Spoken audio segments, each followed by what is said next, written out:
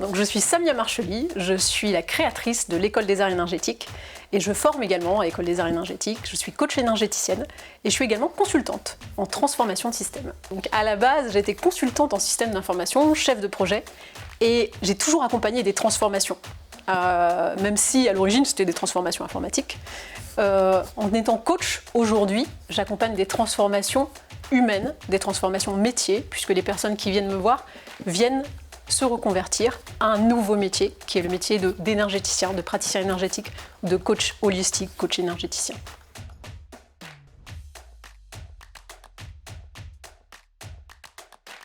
On propose différents services, c'est-à-dire que pour une personne qui aurait envie simplement de s'initier à l'énergétique, de découvrir ses capacités énergétiques, il y a cette possibilité. On a des propositions d'ateliers de une journée, plusieurs jours.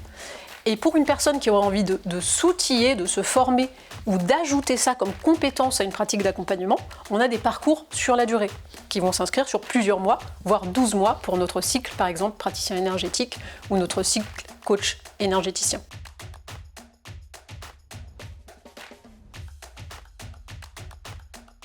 Aujourd'hui, il y a beaucoup d'offres autour de l'énergétique, autour du Reiki, autour du magnétisme, et c'est quelque chose qui se popularise, et c'est une très bonne chose. Simplement, se former à un nouveau métier, c'est aussi quelque chose qui s'apprend, qui se structure. Et à l'École des Arts Énergétiques, certes, on accompagne des gens à se former sur des pratiques qui peuvent être très intangibles, mais on a un cadre qui est très structuré. On est certifié Calliope, on va accompagner chaque phase de l'apprentissage, il va y avoir des exercices, il va y avoir de la théorie. Donc c'est ça que j'ai envie de présenter, que j'ai envie de proposer sur ce salon.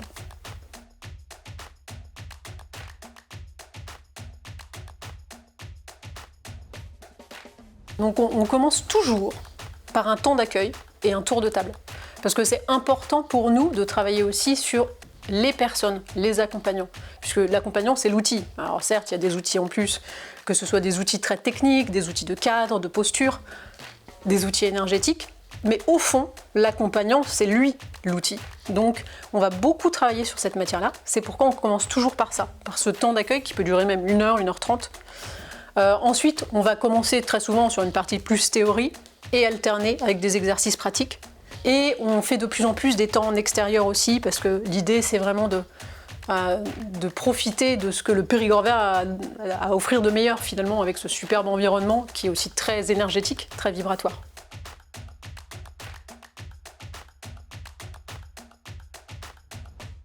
Donc depuis la création de l'école, une centaine de personnes nous ont rejoints, on a eu cette chance, et ils viennent vraiment d'horizons différents. Alors il y a quand même beaucoup de personnes qui déjà accompagnent l'humain. C'est-à-dire qu'on a beaucoup d'infirmières, quasiment une moitié d'infirmières, qui se sont reconverties, soit en sophrologie, soit elles se reconvertissent en tant que praticienne énergétique. Et on a également d'autres métiers d'accompagnement, comme des aides-soignantes, ou au sens plus large, des personnes qui étaient dans l'éducation. Par exemple, on a une ancienne enseignante. On a des personnes, on a une ancienne jockey aussi, donc ça peut être très varié. Voilà.